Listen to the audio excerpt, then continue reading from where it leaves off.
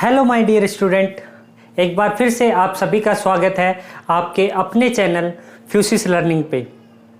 दोस्तों, आज हम पढ़ेंगे थोड़ा सा अलग से टॉपिक जिसका नाम है फ्रिक्शन। फ्रिक्शन एक बहुत इंपॉर्टेंट टॉपिक है, तो उससे रिलेटेड हम थोड़े से जानकारी जुटा लेते हैं। पहले देखिए, आप राइट एंगल ट्राइंगल के बारे में तो जानते हो, ठीक है। ये बेस है आपका। क्यों है ये बेस? क्योंकि अगर ये थीटा है तो थीटा के सामने वाली साइड परपेंडिकुलर होती है और ये हो जाएगा आपका हाइपोटेनियस, ठीक है। अब देखिए, अब मैं यहाँ पे इस एंगल को स्पेसिफाई करने वाला हूँ। एक्चुअली इस एंगल का जो वैल्यू है वो अगर मैं 53 डिग्री ले, ओके, बहुत ही इम्पोर्टेंट, मतलब यहाँ से सवाल पूछे जाते हैं। और 53 अगर ये एंगल है तो आपका हमेशा ध्यान रखना, ये साइड 5 होगी, ये साइड 3 होगी और इसका जो परपेंडिकुलर है वो 4 होगा, ठीक है। हाइपोटेनियस होगा यहाँ पे 5, परपेंडिकुलर होगा 4 और बेस होगा 3, ओके।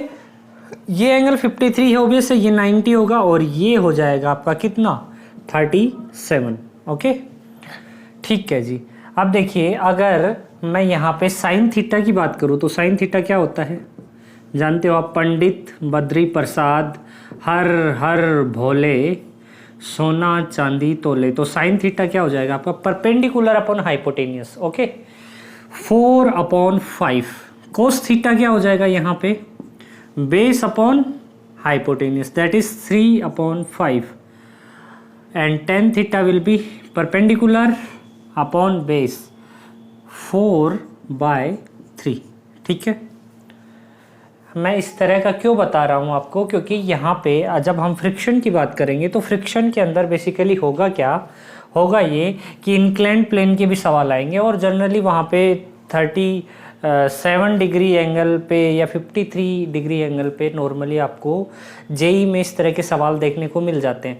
तो आपको पहले ही ये पता होना चाहिए कि जो 53 का एंगल है वो स्पेशल आपका ट्रायंगल बनाता है और इस ट्रायंगल के अंदर जो डिफरेंट कंपोनेंट हैं, ट्रिग्नोमेट्रिक फंक्शंस हैं, साइन कोस टेन, उनकी वैल्यू क्या क्या होगी।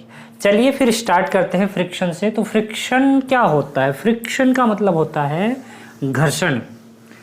हिंदी में अगर बोलें तो घर्षण। घर्षण मतलब कोई चीज़ घिस रही है, मतलब यहाँ पे अगर फ्रिक्शन एग्जिस्ट कर रहा है तो अगर इस ऑब्जेक्ट को इस तरफ मैं खींचूंगा और कोई भी फोर्स लगाऊंगा, चाहे ये चले या ना चले वो बाद की बातें हैं, अगर इस ऑब्जेक्ट को इस तरफ धकेला जाए तो इसके ऊपर इसके जस्ट ऑपोजिट डायरेक्शन में, इसके जस्ट ऑपोजिट डायरेक्शन में हम एक फोर्स जो है वो महसूस करते हैं और उसी फोर्स को हम बोलते हैं फ्रिक्शन फोर्स। फ्रिक्शन फोर्स, ठीक है, स्मॉल एफ से इसको डिनोट कर देते हैं। अच्छा, फ्रिक्शन फोर्स जो है उसकी वैल्यू क्या होगी?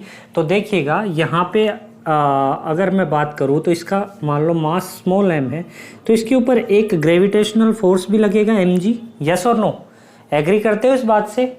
ओके, तो कोई भी जो ऑब्जेक्ट है उसको बैलेंस रखने के लिए हमें क्या चाहिए? कुछ फोर्सेस की रिक्वायरमेंट होती है जो कि इसके चारों तरफ लग के इसको क्या कर दें, एक जगह पे मतलब इसको रोक के रखे, मतलब होल्ड करके रखे, इक्विलिब्रियम में रखे। तो इक्विलिब्रियम में रखने के लिए यहाँ पे एक फोर्स जो है वो हम अज्यूम करते हैं जिसको बोलते हैं नॉर्मल रिएक्शन।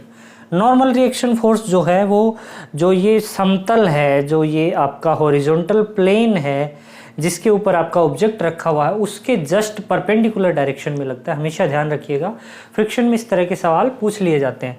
ओके, तो ये जो फ्रिक्शन है इसकी वैल्यू क्या होती है? फ्रिक्शन होती है आपकी μSn।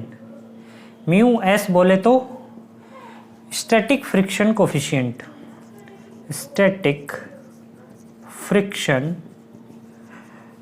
कोएफिशिएंट। आपकी जानकारी के लिए बता दूं कि यहाँ पे मैंने स्टैटिक फ्रिक्शन क्यों मेंशन किया है। देखिए, दो तरह के फ्रिक्शंस नॉर्मली पढ़े जाते हैं, एक होता है स्टैटिक फ्रिक्शन और दूसरा डायनामिक फ्रिक्शंस, ठीक है। तो डायनामिक फ्रिक्शन क्या होता है, या फिर क्या बोलते हैं, जब आपका जो मोशन में होता है ऑब्जेक्ट उस टाइम पे जो फ्रिक्शन होता है वो क्या होता है, डायनेमिक फ्रिक्शन या वेलोसिटी जब होती है उसके अंदर, तो वो फ्रिक्शन उस टाइम पे हम पढ़ते हैं। लेकिन यहाँ पे अगर मैं बात करूँ तो हम क्या यूज़ करेंगे, स्टैटिक फ्रिक्शन का ही यूज़ करने वाले हैं। तो देखिए यहाँ पे जो बैलेंसिंग है म्यू एस एन आपका फ्रिक्शन हो गया, जो इसकी मोशन या इस पर लगने वाले फोर्स, नेट फोर्स जो इसके ऊपर लगाया जा रहा है या फिर कहीं एक्सटर्नल फोर्स जो लगाया जा रहा है, उसके जस्ट ऑपोजिट डायरेक्शन में जो फोर्स लगता है उसी को आप फ्रिक्शन फोर्स कहते हो, और वो म्यू एन से या म्यू एस एन से डिनोट किया जाता है। म्यू एस एन एफ आपका क्या आ गया, म्यू एस एन। ओके, और इस इक्वेशन से आप जानते हो कि ये बैलेंस में है, इक्विलिब्रियम कंडीशन में है, तो n इक्वल्स टू आपका क्या है, mg की वैल्यू यहाँ पुट कर देंगे तो f आपका आ जाएगा म्यू mg। म्यू एस को मैंने म्यू ही ले लिया, और यही क्या होता है आपका फ्रिक्शन फोर्स का फॉर्मूला होता है, और इसी का यूज़ किया जाता है डिफरेंट जब आप क्वेश्चंस करोगे, यहाँ पे न्यूमेरिकल्स लगाओगे तो उनकी यहाँ पे रिक्वायरमेंट होने वाली है। तो देखते हैं हम पहला सवाल, हमारी पहली एक्सरसाइज आज की, और फर्स्ट क्वेश्चन क्या है मैं देख लेता हूँ। आज आपका फर्स्ट क्वेश्चन होगा फ्रिक्शन का, जिसके अंदर आपको एक पर्टिकुलर एंगल के ऊपर जो है फ्रिक्शन लगाने के लिए दिया गया है। तो मैं लिख दे रहा हूँ पहले इस सवाल को, और फिर हम इसके बारे में आगे चर्चा करेंगे। तो यहाँ पे आपको दिया गया है, मेरे पास लिखा हुआ है सवाल, तो मैं उसको लिख दे रहा हूँ फटाफट से, फिर हम उस पर डिस्कस करेंगे। ओके, चलिए, आपको कुछ डायग्राम इस तरीके का दिया गया है। ये ऑब्जेक्ट है और इसके ऊपर जो है आपका m मास है, और इसके ऊपर एक्सटर्नल जो फोर्स है वो इलेक्ट्रिक फील्ड के फॉर्म में है, मतलब ये प्लस चार्जेस हैं इसके ऊपर, और जो इलेक्ट्रिक फील्ड है वो आपका इस डायरेक्शन में है, E। ठीक है, तो यहाँ पे और इसका फ्रिक्शन कोफिशिएंट म्यू दे रखा है, तो इसके ऊपर लगने वाला जो नेट फोर्स है या जो इलेक्ट्रिक फोर्स है उसकी वैल्यू क्या होगी। तो ऑब्वियस है, आप जानते हो E आपको दिया हुआ है। अगर ये इस तरफ फोर्स लग रहा है, एक्सटर्नल फोर्स इस तरफ लगेगा, अरे भाई आप जानते हो F इज इक्वल्स टू क्या होता है, Q इंटू E। तो अगर यहाँ पे चार्ज Q है तो F is equals to q E, इस डायरेक्शन में हुआ, फ्रिक्शन आपका किधर लगेगा, इस तरफ, म्यू एन। और n कितना है, ये m मास का है तो mg नीचे की तरफ, n ऊपर की तरफ, तो n क्या हो जाएगा, mg। तो डायरेक्टली इसको हम लिख लिया करेंगे आगे से म्यू mg।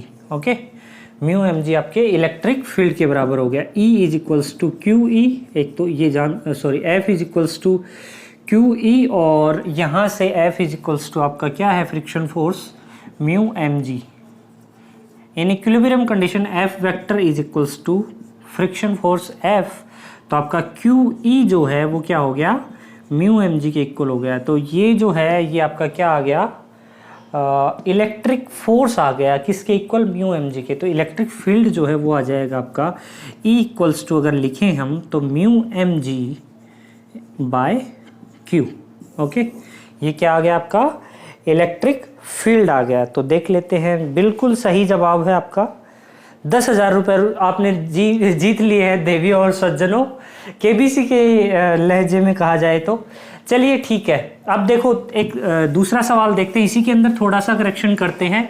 और जो इलेक्ट्रिक फील्ड है वो एक पर्टिकुलर एंगल पे हम भेज दे रहे हैं, ये आपका इलेक्ट्रिक फील्ड है, ठीक है, और ये हॉरिजॉन्टल से कितना एंगल बना रहा है, let's suppose this is making the angle theta. तो अब क्या होगा, देखिए मैंने आपको बताया था E जो है, कोई भी वेक्टर है वो हॉरिजॉन्टल से अगर थीटा एंगल बना रहा है तो उसका horizontal component E cos theta हो जाएगा, यस और नो, और जो वर्टिकल कंपोनेंट है वो हो जाएगा E साइन थीटा। इस बार देखो, पहले हम y एक्सिस को बैलेंस करेंगे इन इक्विलिब्रियम। इक्विलिब्रियम कंडीशन में क्या होगा, n ऊपर की तरफ है plus E sine theta is equals to mg। तो यहां से नॉर्मल रिएक्शन आपका निकल के आएगा mg minus E sine theta, mg minus E sine theta. Okay, और जो वर्टिकल कंपोनेंट है उनको देख लेते हैं। ई कोस थीटा इस डायरेक्शन में है और म्यू एन इस डायरेक्शन में है, तो ई कोस थीटा।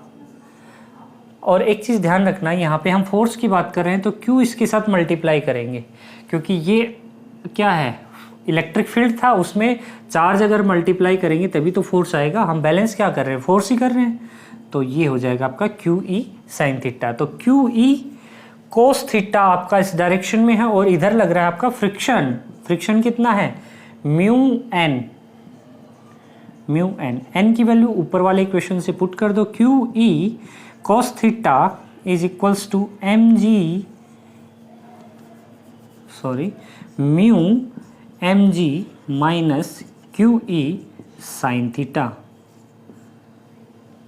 तो यहां से इलेक्ट्रिक फील्ड आपका आ जाएगा mu by Q cos theta mg minus QE। अरे इलेक्ट्रिक फील्ड उधर भी है ना, तो इलेक्ट्रिक फील्ड के कंपोनेंट एक तरफ करेंगे। देखिए क्यू ई कोस थीटा इस तरफ आ गया, उधर आपका क्या है, क्यू ई साइन थीटा है, वो भी म्यू के साथ, तो इसको लिखेंगे हम प्लस का हो जाएगा mu q E sine theta will be equals to mu m g. Yes और नो।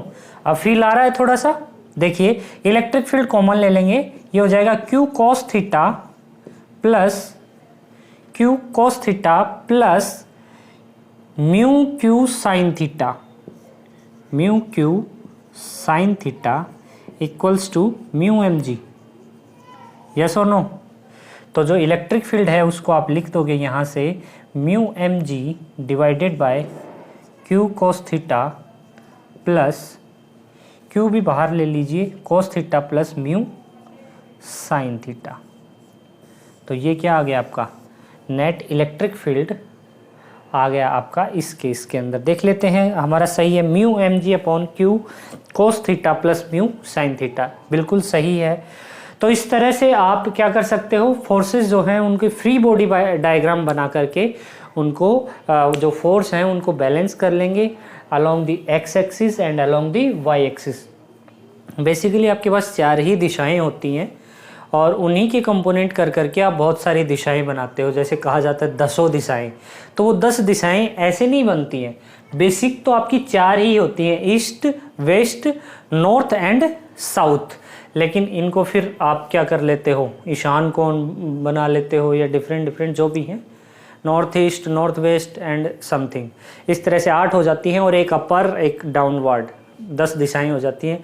लेकिन हम बेसिकली इनको क्या करते हैं, इन कंपोनेंट्स को हम क्या करते हैं, जो बेसिक डायरेक्शंस हैं plus x minus x plus y and minus y, उसी के अंदर ईस्ट वेस्ट नॉर्थ साउथ के अंदर वेल अरेंज करके फोर्स को बैलेंस कर लेते हैं और वहाँ से इक्विलिब्रियम कंडीशन लगाकर हम रिजल्टेंट वैल्यू जो हमें चाहिए, जो हमें पूछा गया है, वो आप निकाल सकते हो।